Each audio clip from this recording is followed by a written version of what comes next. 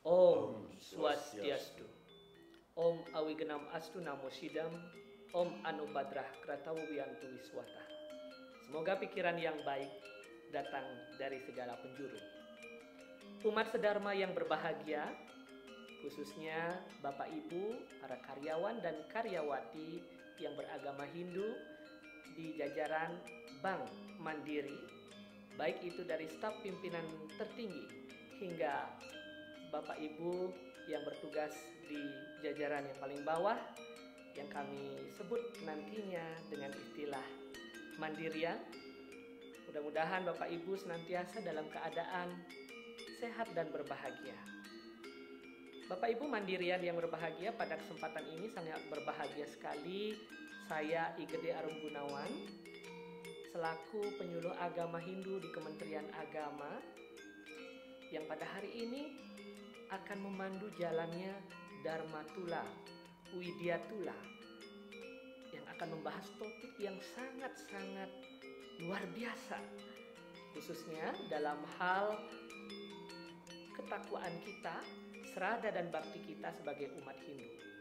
Pada kesempatan ini saya akan mewawancarai seorang tokoh Hindu yang sangat luar biasa. Dialah Bapak Ketut Donder PhD. Beliau adalah Sekretaris Jenderal World Hindu Parishad yang kesehariannya beliau juga bertugas sebagai seorang dosen di Universitas Hindu Negeri I Gusti Bagus Sugriwa yang dulu disebut dengan Institut Hindu Dharma Negeri Denpasar. Bapak Ibu Mandirian yang saya hormati, para umat sedharma, topik yang akan kita bahas pada kesempatan ini adalah Brahma Prajnana. Brahma Prajnana adalah secara singkat dapat saya sampaikan adalah membangun kesadaran ketuhanan, kesadaran kedewataan dalam diri kita. Bagaimana konsepnya, bagaimana ajarannya, dan bagaimana cara mengimplementasikan ajaran tersebut. Maka tidak berpanjang lebar lagi, mari kita dengarkan bersama-sama narasumber kita, narawakil kita, Bapak Dr. Ketut Donder. Bapak, Swastiastu Pak. Bagaimana kabar, sehat? Baik. Baik Pak, topik yang kita bahas saat ini adalah tentang Brahma Prajnana, yaitu membangkitkan kesadaran ketuhanan. Apalagi di tengah kondisi Pak, pandemik seperti ini, di tengah kegalauan, di tengah ketakutan, kerisauan masyarakat. Bagaimana konsep itu Pak kita implementasikan? Silakan Pak. Om Swastiastu. Mandirian yang saya hormati, sebagaimana situasi dan kondisi pada saat ini, hampir tidak ada orang yang tidak ketakutan. Jadi kita yakin bahwa Tuhan itu akan menolong dalam diri kita. Jadi cara-cara untuk membangkitkan kesadaran ketuhanan atau kesadaran kedewatan kita adalah dengan cara mengingat. Di dalam teks Purana, Bhagavata Purana disebutkan Saravanam Kirtanam Wisnu Semaranam pada Sewanam Arcanam Panalam Dasyam Sakyam Atma Niwidaram. Jadi di dalam zaman Kali Yuga ini itu sudah jauh-jauh sebelumnya Weda menyebutkan bahwa suatu saat kita akan berada pada tingkat kesulitan dan kesulitan yang luar biasa. Pada saat itu orang bisa kehilangan pengertian tentang Dharma. Nah, oleh sebab itu ada 9 cara untuk menanggulangi hal itu. Yang pertama, srawanam, jadi mendengar.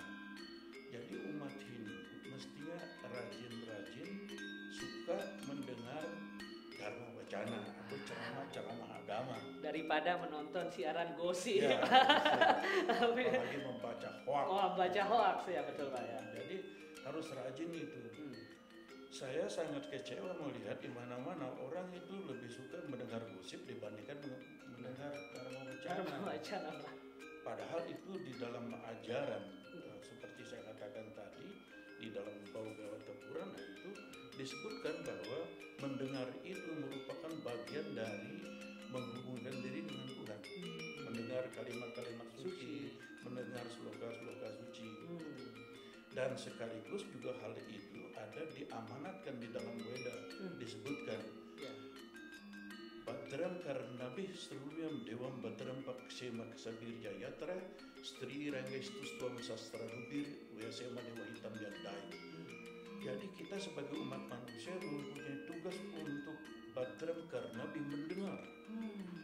Jadi setiap hari kita mestinya memilih kata-kata yang menjadikan kita lebih sempurna. Jadi ambil kata-kata yang baik dari siapa saja karena kebenaran itu datang dari segala arah. Disebutkan juga tadi di mantra awal saudara membuka itu Om Anu Badra Karatawiyat Wiswata. Dibiasakan itu mendengar kata-kata yang baik gitu. Jadi itu pertama disebut dengan Srawana. Kirtanam itu menyanyikan, melakukan, mencantingkan nama-nama suci Tuhan. Jadi di Bali ada istilahnya tradisi megegurita, megeguntangan, atau pesantian. Itu sebenarnya disebut dengan kirtana. Itu pemujaan kepada Tuhan juga, kepada Pak? Tuhan itu. Jadi di zaman Kali Yuga yang disebut zaman gawat itu sebenarnya terlalu banyak kemudahan yang diberikan, sangat mudah. Yaitu yang tadi Srawanam, Kirtanam. Baru yang berikut Kirtanam, Srawanam, kemudian Semaranam, mengingat nama Tuhan. Di zaman gawat ini mestinya tidak ada orang yang kehilangan kepercayaan kepada Tuhan. Tidak perlu ada. Kenapa orang sekarang banyak kehilangan kepercayaan diri, kepercayaan kepada Tuhan berkurang itu? Karena ada lagu menyebutkan begini. Hari bajana bina suka santini. Jadi orang yang tidak pernah sembahyang, dia akan kehilangan itu kepercayaan kepada Tuhan itu. Akan tidak stabil, akan tidak merasa tenang. Tidak merasa tenang. Ya, jadi di situ tadi disebutkan itu hari bajana bina suka santinehi. Jadi orang yang tidak pernah bajan itu artinya sembahyang. Orang yang tidak pernah sembahyang akan tidak pernah merasakan rasa suka. Baris berikutnya lagi hari nama bina ananda nehi. Orang yang tidak pernah menyebut nama Tuhan, dia tidak akan merasakan ananda, kebahagiaan. Ya. Kan sederhana sebenarnya. Jadi yang pertama bersembahyang. Pokoknya yang penting ingat memuja Tuhan, panggil nama Tuhan. Ya, itu. Yang ketiga ada yang disebut prema bakti udara nandehi. Jadi orang yang tidak memiliki rasa cinta kasih, dia tidak kehilangan saudara. Sekarang banyak orang itu merasa kehilangan saudara karena tidak ada yang memperhatikan, karena dia tidak punya cinta kasih. Ya, yang terakhir ada yang disebut dengan guru sewa. Jadi orang yang tidak memiliki rasa bakti, rasa hormat kepada guru, pada zaman sekarang juga kehilangan itu kepercayaan dirinya. Nah, jadi sebenarnya ada lagu yang pendek, lengkap, sempurna untuk menuntun kehidupan kita. Jadi hari bajana bina suka santinehi, hari nama bina ananda nehi, prema bakti bina udara nehi, guru sewa bina nirwana nehi. Orang yang tidak punya rasa bakti kepada guru spiritual, orang suci, dia tidak berhak mendapatkan kebebasan. Berarti untuk mendapatkan kebahagiaan, untuk mendapatkan pencerahan dalam kondisi sulit ini diawali dari sebuah bakti ya Pak ya. Bakti menebarkan cinta kasih ya, dan juga hormat pada guru. Wah, ternyata gampang Pak. Saya kira kalau pemahaman saya bakti itu ya hanya kupang tangan di merajan seperti itu, ngaturang canang saja. Ternyata banyak cara bakti yang bisa kita lakukan. Ya. tadi baru dari ajaran tadi Pak baru sampai di Semarangan. Kemudian ada lagi Pak bisa Ada yang diulas. sebut dengan pada sewanam. Pada sewanam itu memuja Padma kaki Tuhan. Mana sih Padma kaki Tuhan itu? Iya Pak. Jangan dikontekskan menjadi dia bilang berhala. Tuhan tidak bisa disamakan. Ya, Ini betul, itu Pak. bukan. Jadi dalam konteks teologi Hindu ada dua jalan untuk memahami Tuhan. Dua jalan ini sesuai dengan kelompok manusia. Di dunia ini ada orang yang sederhana, pemikirannya sederhana, itu dia masuk dalam jalur bakti dan karma. Yang pemahamannya tinggi, kesadarannya tinggi, masuk jenana dan raja marga. Disitulah Tuhan boleh disimbolkan dengan para dewa, dengan pratima, dengan simbol-simbol patung, simbol-simbol huruf suci. Jadi secara metodologis tidak ada yang melawan agama Hindu cara sampainya kepada Tuhan, karena orang yang sederhana sekalipun sampai kepada Tuhan melalui manifestasinya. Artinya itu tidak salah ya Pak? Tidak salah. Ya. Secara metodologi itu memungkinkan semua umat Hindu sampai kepada Tuhan. Dan dijawab lagi dengan teks lain. Teks lain ada Nami Widu Suragana Parabawa Nama Resya Aham Hadir Hidewanam Mahasi Rasya Casarwasa. Itulah makanya dibilang Tuhan itu tidak ditahu seperti apa. Tidak ada yang tahu. Para mahasi dan para dewa pun tidak tahu. Oleh sebab itu memuja Tuhan yang tidak berbentuk itu sangat susah. Iya. Kesulitan di masyarakat di dunia ini karena lebih banyak orang awam dibandingkan orang yang expert dalam spiritual. Hindulah yang bisa menggiring orang itu untuk sampai semuanya pada Tuhan. Di Hindu tidak ada mengenal orang tersesat. Tidak ada. Tidak ada sesat. Tidak ada ajaran sesat. Jadi sebenarnya orang yang paling bodoh sekalian, bahkan orang tolol di dalam agama Hindu, sampai kepada Tuhan dengan jalan ketololannya. Luar biasa sekali. Dijamin. Dijamin Pak. Kalau surga di dalam Hindu itu sangat sederhana. Setiap orang dapat surga. Jadi ternyata pemahaman kita semakin luas juga ya ketika kita mempelajari tentang Brahma Prajenana ini, tidak ngomongin serta-merta tidak membahas Tuhan saja, tetapi juga membahas bagaimana kehidupan kita di dunia ini. Dan pembahasan yang paling unik adalah tadi ya, adalah kita sendiri bisa menjadi Tuhan, ya kan Pak ya?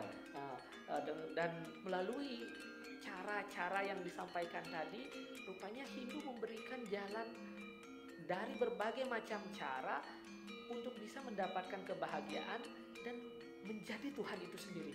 Luar biasa sekali umat sedharma sekalian.